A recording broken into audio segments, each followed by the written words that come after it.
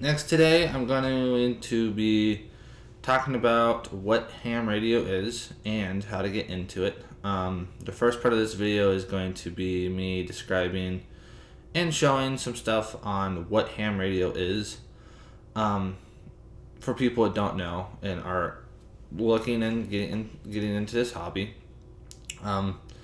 Start out with it is a hobby. It's a hobby that if you're into emergency communication or backup communication, it's a great hobby to get into.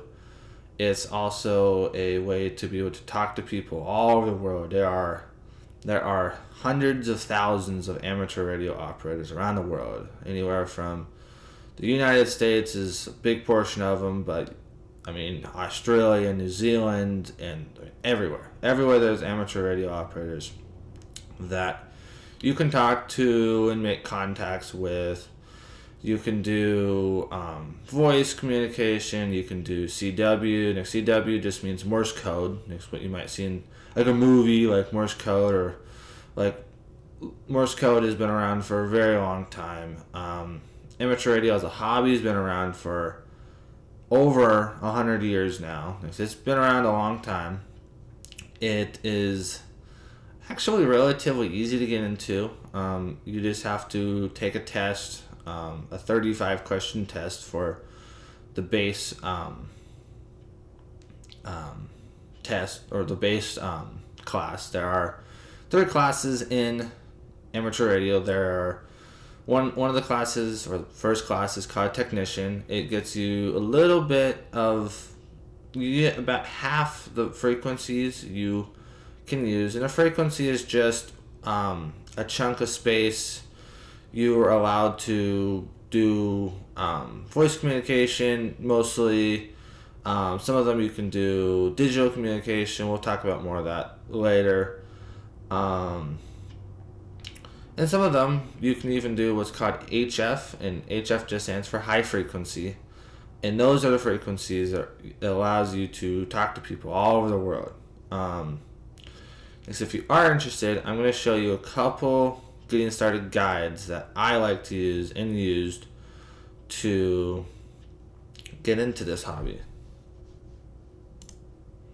Okay, next, the first one, all these are free. Next, if you do use them and really do like them, I would recommend supporting these guys, because these are fully, they're all supported by donations for the most part. Next, the first one is called Hamstick. It is supported by a company called Signal Stuff, and ICOM. ICOM is another brand you will find is really popular in this hobby. But what this is this will give you study guide. You can, let me just log in. Don't steal my stuff. Okay. Next, this is what the study guide looks like. The study guide gets you, it tells you what the question is and the possible answers. If you don't know, you can just hit I don't know. You can also come up here and sort by the individual sections, T1 through T0. What I love about this is all the questions on here are the ones that are going to be on the test themselves. Next, you can just study the questions and be like, okay, these are questions on the test. What I would recommend doing first is actually go through and read all the questions. Next, you can see like T1 has a possible of 61 questions or 67 questions, and T2 has a possible of 37. Next, I would go through, read all the individual questions, because on here it does tell you the answer right off rip in green. And if you need more information about it, everyone has this little I in the top right of the question. You can hit that, and it tells you why the answer is what it is. There are 3 different classes of ham operators. I would recommend getting your technician in general at the same time. The reason is the questions are very similar. The general only has about 50 questions more possible out of a pool of 270 questions or so. And you get access to way more stuff, way more things to do with the general class license, and you can take them both at the same time. The passing scores for both of them are there's just 35 questions, that's it, and it's multiple choice. There's no written questions or anything. It's just 35 questions, and you got to get 26 of them right. Next, it ends up being 74% correct. There are no time limits or anything.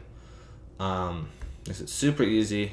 Like most people can get the whole test done in like 15 minutes. It's if you study. But over here you can see technician class license, general class license. Again, I would recommend studying for both of them because technician really does hold you back. And because the questions are very similar between the two, I would just get do general at the same time. If you get really into the hobby and you just want access to everything as possible, in amateur radio, you can go for amateur extra class, but it is a little harder. I'm only a general. Amateur extra actually bumps you up to 50 questions, not 35 questions, and it does talk a little bit more about stuff. That's a future thing. Another resource is called Ham Prep.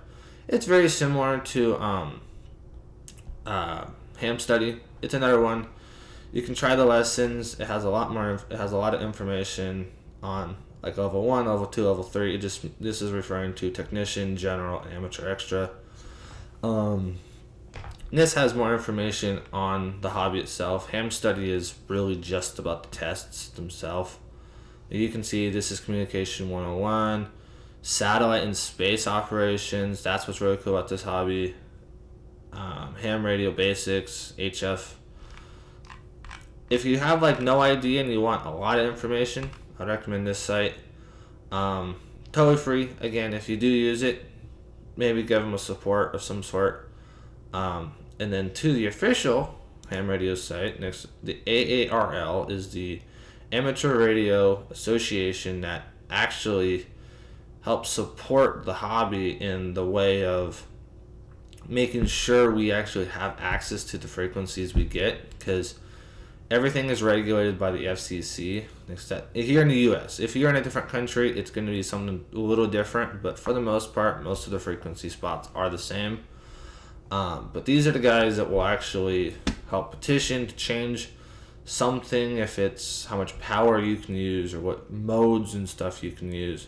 These are the guys that will actually petition and talk to the FCC. It takes time, but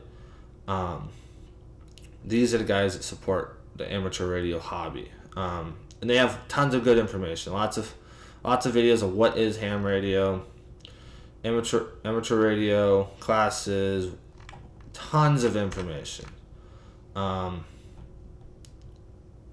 Next, I'd look at reading these guys. I'd look at reading this. I'd just look at watching a lot of videos.